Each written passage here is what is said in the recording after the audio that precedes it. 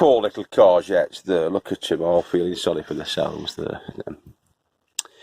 I think what's going on there is that the roots have not established themselves as best as they possibly could, because we were gifted them kindly from a couple of the other lads on the allotment, but they've not done the vermiculite trick, getting plenty of vermiculite into the soil, so we're going to pot them on them and see if we can rescue them. I'm going to take off those basil leaves as well, I think, because they're yellowing, they're not doing anything then for the plant. And we'll see what we can do to sort of revive and rescue those courgettes. Look at that. Captain's chair. I think I'll sit in that. But Mick's give us that. Magical Michael Derbyshire from old McDarbys farm has given us that. I don't know if I'll sit on it now. There's the pots we're going to be putting the courgettes into there. Oh yes. Yeah, hang on. Yeah, I can see myself now as some sort of Commander Koenig, or whatever his name is, character from Space 1999. Commander Koenig, whatever his name was. He had one of these. Space 1999. Can't spin all the way around because I need to put it on onto a paving slab. In fact, it all needs paving in here. Young Darren from up at the top promised paving slabs for me. We'll go and pick them up, he said. That was about a week and a half ago. He knew where there was some stashed. These kids, these young kids. Anyway, I'll sort that out. I'll get something sorted out for that. But this is me Space 1999 seat. I like it. Thanks, Mick. Thanks very much. The old lads don't let each other down, do they, lad? The young ones do. Yeah, right. See you in a bit. Yeah, it'll be just the job for the old potting up, which we're going to do next. We're going to get those sickly looking courgettes and see if we can revive them and save them. Alright, so if you watched any of the episodes last year when we were doing the courgettes, we had much rampant and excessive growth on the courgettes. We couldn't eat the courgettes. There were far, far too many. We pulled probably about 70 off each plant, and we had 3 plants. We were giving away. In the end, we couldn't even give them away. There were that many. One of them grew to like a marrow size that was about just over 3 feet long, and all of that. Anyway, we're going to pop these babies on and see if we can rescue them. These two. Now I've got my scissors hung up on on one of the springs over there. So I'm going to trim these 2 basil leaves off. If you can see there that they're all yellow and they're looking a bit sickly, those. So we're going to get rid of them. Unlike the tomato plant, it won't grow roots all the way up its stem. So we're going to keep it to the same sort of depth that it's seated in at the moment in there. And to do that, we're going to get them into these bigger pots. So the smaller pot of the 2, you can see there is a difference in pot size. That's the bigger pot. That's the smaller pot. We're going to do that when we pot them on. So the smaller pot goes into the smaller pot of the larger ones, if you like. And the bigger one goes into the bigger black one. So the little terracotta one goes into the bigger terracotta one. And the bigger black one goes into the even bigger black one, which is that one. Now into the mix, we've got the tomato, we've got the remnants of the tomato mix that I did, which had a bit of the bone meal in it. I've topped that off with 2 more handfuls of the fresh clover compost. And into that, we're going to be adding the vermiculite. Now the vermiculite, you do 1 single handful, big handful, of the vermiculite for every double handful of your compost, and then you add a little bit more. So it's like 2.5 handfuls to 2 double scoops. That gives you a percentage of around 30% vermiculite to, in fact it doesn't, does it? That's what I did last night. When did I put 3 handfuls to 2 double scoops, I think. You want it about to 40% of a Mick-like mix, really, so that the roots can root their way through, literally root their way through your compost and find the feet. But also we're adding into that, once I've mixed that in, which I will do, I'll just massage it in to the compost in this style, in this manner, dead easy. Give it a decent mix in. As I'm doing that, any big chunks I'm pulling out of there to be disposed of later. You want a relatively light mix,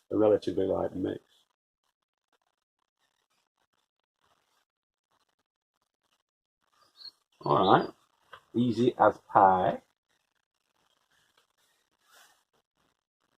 Using one of those pots, that's the equivalent to about 3 tablespoons full of blood, fish and bone. So we're not using just the bone meal. There is a little bit of bone meal in there from yesterday's tomatoes, but we're going to add in 3 tablespoons of that, which is about that, 3 heaped tablespoons of blood, fish and bone. Courgettes are a quite hungry plant. You like their nutrition, courgettes, but at this stage you don't want to be giving them too much. That's well enough for going into these pots, well enough for them. So far they have had no nutrition at all, and there's a root system issue with them because there's no roots coming out the bottom of that, and there should be really at this stage. Listen to that rain. This is why we're doing the indoor jobs, boys and girls. But anyway, we'll get that mixed in again, get that into the pots, and I'll show you the next step.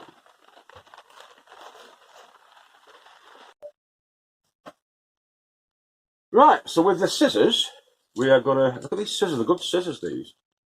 I don't know where I've got them from, but I think the lady farmer picked them up. Taylor's Eyewitness, they're called. They're a cracking set of scissors, though. So we're going to get these manky looking leaves off, gently snipping. Like that. In the same way that we did with the tomatoes when we potted the tomatoes on, they're going in, seated into the new pot. And the smaller pot, if you can see there, is slightly less or slightly more sunken into the bigger pot. And all we do then is we just put more compost around it. If you're doing it with an empty pot, it's easy, but I've no empty pots of the same size. So you just, I mean, it's not difficult, it's not rocket science there. And all that goes around it. Burn it in a little bit. Around it. And you fill the gaps that are around it with this. Making a bit of a meal of it out of this, but it is dead easy. So in there you go. And then what you do is you pull that out, and you've got the perfect hole then in there for that to go into. So that's what we'll do next. We'll get this out of here, just push its bum for it like this, give it a bit of a squeeze and a bit of a push, and that should fall out. Watch it not do it now. But yeah, that should come out of its pot like that. And if you see there, the roots aren't very good at all on this. Can you see that? There's hardly any root to it. But we'll see how we go. We'll drop him in there with a perfect fit that he's got there. Those roots then that are around the sides, only a couple of them there, should then spread the wings hopefully into the rest of it. And as they do that, they'll find that little bit of nutrition that they want as juveniles, which is what these are. These are sort of primary school plants at the minute, but they do need a little bit of a feed. Not much, just a little bit, not a little tiny bit that we've given. In that, there's probably about 3/4 of a tablespoonful, if you work it out, in there of the blood fishing bone, and a little bit of extra bone meal that's in there.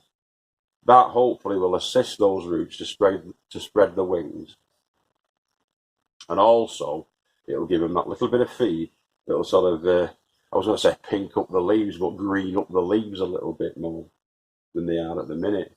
That's the hope. So I've not got a ticket for that, but I know in my own mind I'm going to have to go to Wilco's tomorrow and get some more of those labels. But we know that that's a courgette. It's a green courgette that was gifted to us by one of the guys on the plot. And we have another one here that was the same sort of situation from a different guy, though, that was gifted to us. These yellow leaves, just bin them. You can chuck them in the pong, in the compost, if you like. But I just don't tend to. I will be putting vermiculite around the top of that, as we always do. It's the same way that we did with the sweet corn and the tomatoes. Same situation with those. So these will come off now, and I'll pot him on as well. Okay. All right. So those are two little friends, our little two courgette buddies. I've got my fingers crossed for them, but there's no guarantees, unfortunately. A good firm root ball, a good strong root ball is what's needed for these. But let's see if we can rescue them. Let's see if we can get something sorted with them. They're going to go now into the water, to the shallow tray of water there, just until they soak up the water and the moist, the capillary action goes through to the inner plant. Once that's the case, I'm going to take them out of the water. If you're looking here, the sweet corn and the tomatoes that we did. Oh, you nearly fell off then. Silly fool. The sweet corn and the tomatoes that we did are now sat in trays that don't have any water in. Your plants can have too much of a good thing. Given too much water, it's counterproductive, really. It doesn't really do them any good. You get the roots rotting off because they're sort of drowning in the water. So once they've had their initial good drink, it's good practice, and this is again from the wise old elf, to leave them then to lose water weight. And so you pick up a plant like this and you'd feel the weight of that, and you'd think to yourself, right, that's the weight of that. Probably about 6 ounces. And then wait till it gets down to about 3 ounces. He says, Joe, that they tell you when they want to drink, the plants. And then you give them a drink. So he's got trays there that have got water in.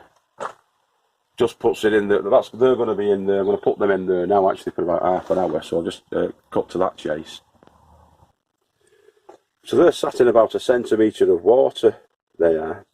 And that'll draw up the moisture and probably drop the level of the water in there. By capillary action, soak into the compost and vermiculite mix and just dampen it. And then we're going to leave them, and then the roots hopefully will spread the wings to seek out more water and mooch about through the compost. That's what we want. Same way we've took the manky leaves off, we're hoping that would encourage more root growth. The plant, fingers crossed, will want to live. It wants to live. So we make it work for it, because it'll pay off in the long run. If you spoil your kids, don't do them any good, that. Wise old words from the wise old elf. As you can see in these ones here, again, I haven't watered these up.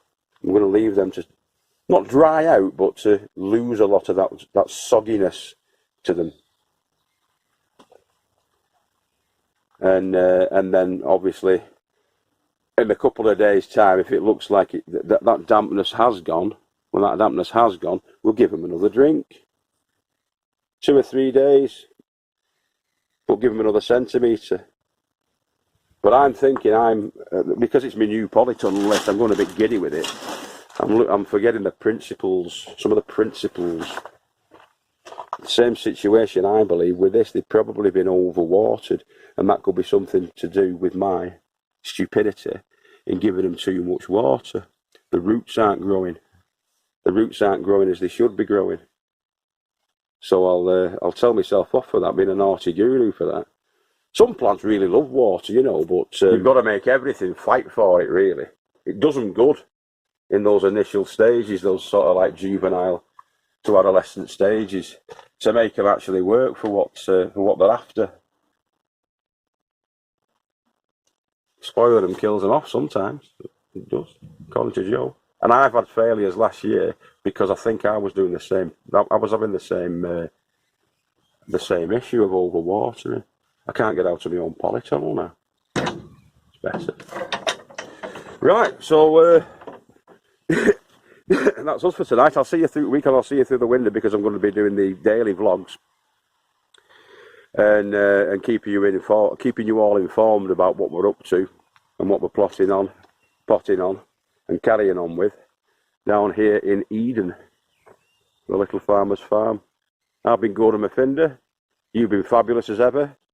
Keep growing with your head down, and remember, we love you all. And don't forget to comment, like, subscribe if you're not already a subscriber, and hit the bell notification button if you are a subscriber, so you don't miss another episode, and you can join in with the fun and japes down on the Little Farmer's Farm. Ta-da now, boys and girls. Stay safe, keep healthy, love your loved ones.